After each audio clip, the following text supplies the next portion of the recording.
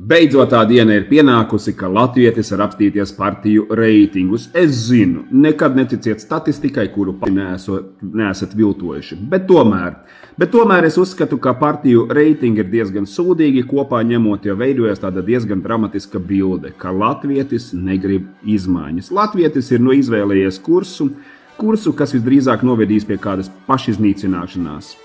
Un ir viena milzīga problēma. Ja mēs ņemam vērā šos rezultātus, uzliekam to uz Excel tabula un sadalām proporcionāli vietas, tad sanāk šāda te aina.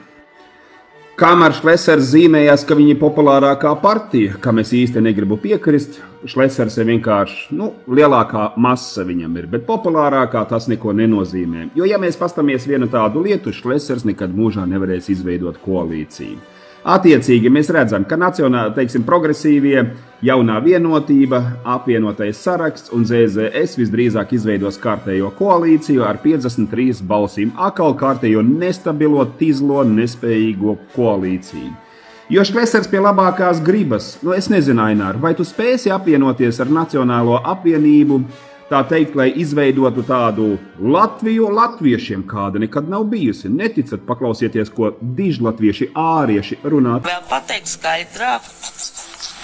Mēs palicam aizvien mazāk, bet mums jārūpējas, lai latviešu tautas paliek aizvien tīrāk.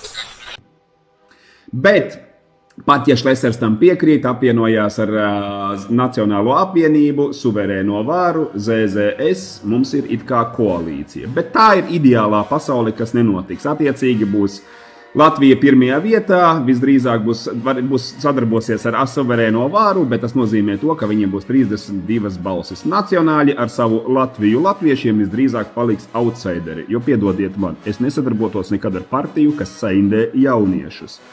Tā kā, diemžēl, es neredzu pagaidām nekādas te izmaiņas. Protams, es esmu uzzīmējis ideālās vēlēšanas, kādām tām būtu jābūt, lai Latvijā būtu izmaiņas. Suverēnā vara ir jāiegūst vismaz trešdaļu balsis. Vairāk neiegūsim, būsim reālie, bet es domāju, ka šis būtu iespējams, jo suverēnā vara ir vienīgā partija, kura nešķiro cilvēkus un kura strādā, un kura ir parādījusi rezultātus arī Rīgas domē. Pavērojiet no opozīcijas partijām, kas tur reāli strādā. Protams, Šlesers, oligarks, buldozers arī ir vajadzīgs, bet mēs viņu nevaram laist pie varas. Mēs viņam var iedot tikai kādu stūrīti. ZZS es gribētu pacelt augstāk, patiesībā apmainīt ar Latviju pirmajā vietā, bet ZZS tomēr ir nodevis vairāk kārt savu vēlētāju, nesaprotot to, ka mēs esam zemnieku tauta, un tā ir mūsu maizes klēts, kas mūs uztur pie dzīvības.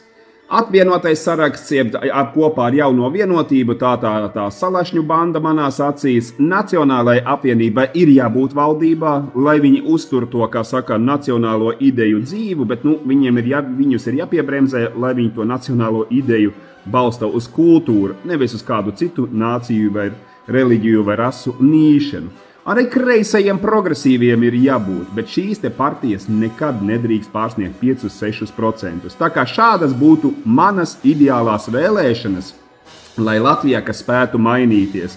Jo ja apvienotās šīs te trīs, cilvēku grupas un partijas, tad izveidotos situācija, kad būtu koalīcijai beidzot 73 balsis. Tad pat nodevēji, tās saucamās balsis, kas mētājās pa labi, pa kreisi, nespētu ietekmēt, tālāku Latvijas attīstību. Tā kā latvieti domā ar galvu un padomā, vai šis te rezultāts, kas ir šobrīd, tev tik tiešām ir patīkams un viņš tev atnesīs vēlamo rezultātu. Lai jauka tev diena!